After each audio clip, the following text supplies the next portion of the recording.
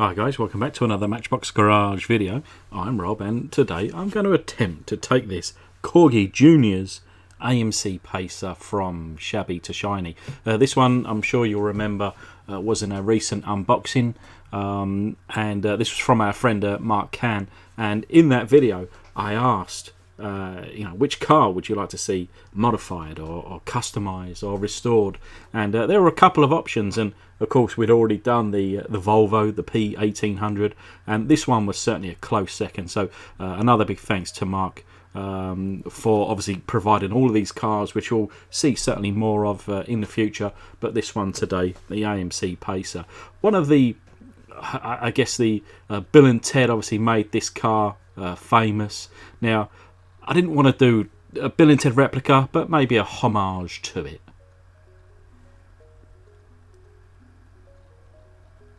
So we'll start by drilling down the centre of the post. There's 4 on this car. So overkill, but there we are.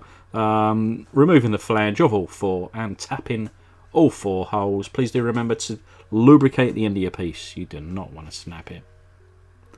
This car actually rolls really well before and after modification, but yeah, you can see there underneath Corgi Junior's AMC Pacer, and yeah, 1, 2, 3, 4 rivets there to drill out. Bit of a pain, but we got there. So removing the base, I don't know what that is, but there you go. There's a bit of lube around that hole, proof that I do use my own method. So pull out the wheels and axles there. You can see we've grabbed a bit of carpet over the years. Place those to one side. We will be replacing those today with something a bit more suitable.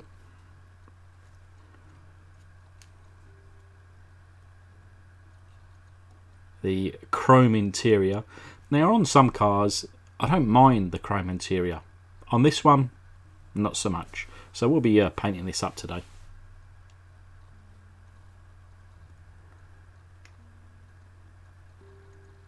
And then the window section just eases out there.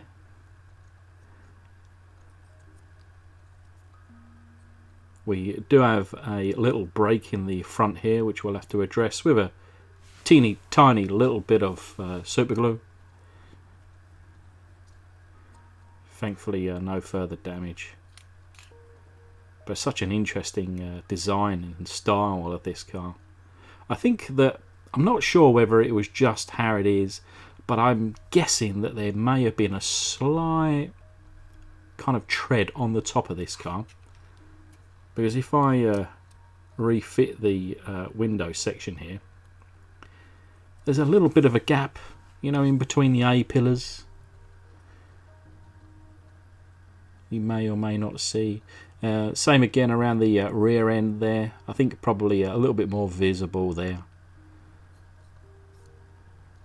So what I do is just with a light hammer, just try and kind of massage these back in. Ultimately, without trying to break it, but just to try and, you know, tighten up that gap. But anyway, onto the non-foot long, covered in boiling water, and then in comes a tablespoon of caustic soda.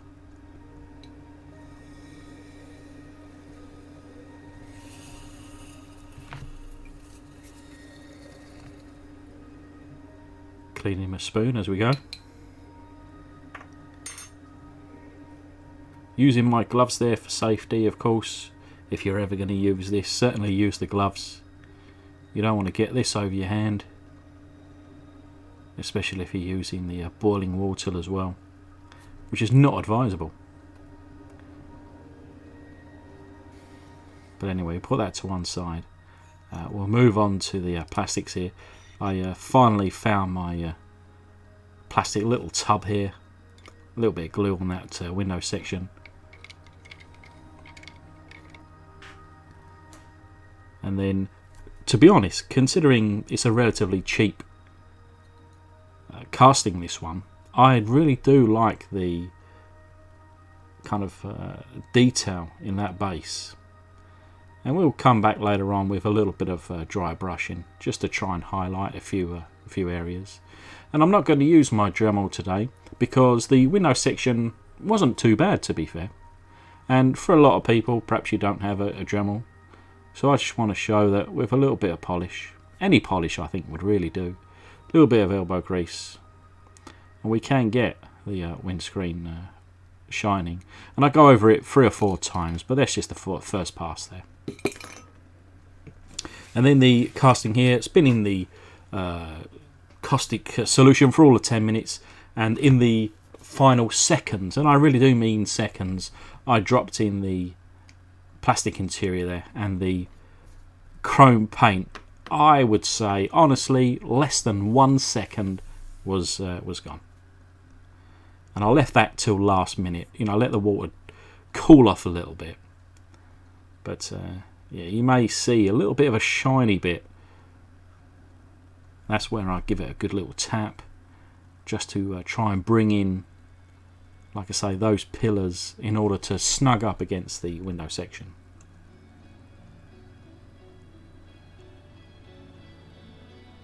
We have a little, I think it's less so on the other side, but I guess this is a left-hand drive car, of course, isn't it? So on the driver's side, there's more of a kind of casting slag there.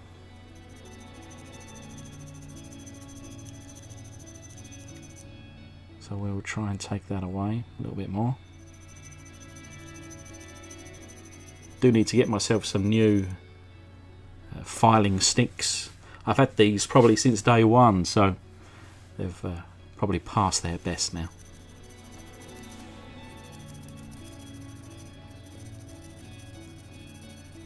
You know, it's a shame to kind of go to this full extent of removing all the paint, polishing, repainting, putting it back together, and then just that tiny little bit, you know, it takes all of 10 seconds just to kind of get the casting that little bit nicer. But using the Dremel and a steel wire well attachment, we'll give you a little sample here of the bonnet being polished up before paint.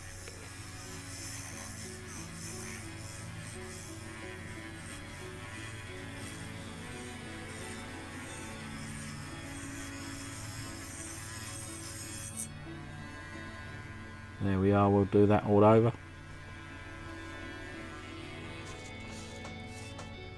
And I did put that to one side, and I thought, okay, now it's time for this dry brushing. And perhaps this wasn't the best paint to use. This is a metallic silver, and it's somewhat, I don't know, somewhat clear, somewhat translucent. So it only needs a tiny amount. And just to highlight those raised areas.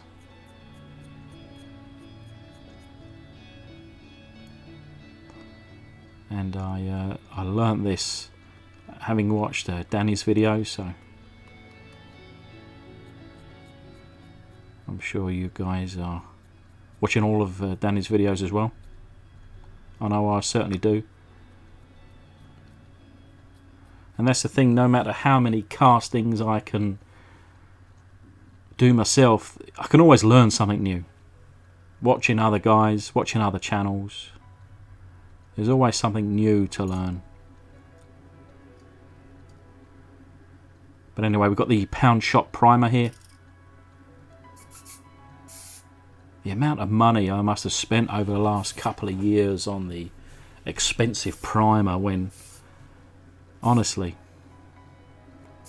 this primer is good enough. And Brian Artillery, I've mentioned before, was the guy that put me onto this, and you know, he joked that well, at least I believe he joked that, you know, when he last went to the pound shop he couldn't buy any primer. So hopefully it's not us you know, buying it all up. But anyway, Brian, I hope you got some this time, mate. whenever my wife goes to the pound shop, she always asks me, Rob, you know, what do you need? And normally it's the same thing. You know, I need napkins, little shot glasses which I use for the paint, some cocktail sticks, and all the primer, just so Brian can't get it. For all I know, Brian lives the other side of the country to me, but no, honestly, I would say one can probably does 10 castings. But the interior here, as you can see, I've painted in the matte black, same again from the pound shop, and then I'll come back and re-chrome those bumpers front and rear. Now this was a TS44 in brilliant blue that I had from an unboxing, most likely Tony Bellini. He sends me over all the paints, which is very nice of him. I can't really remember, especially since I've done my kind of big move and everything's all jumbled up. But I know some other guys have been really kind enough to send me paints as well.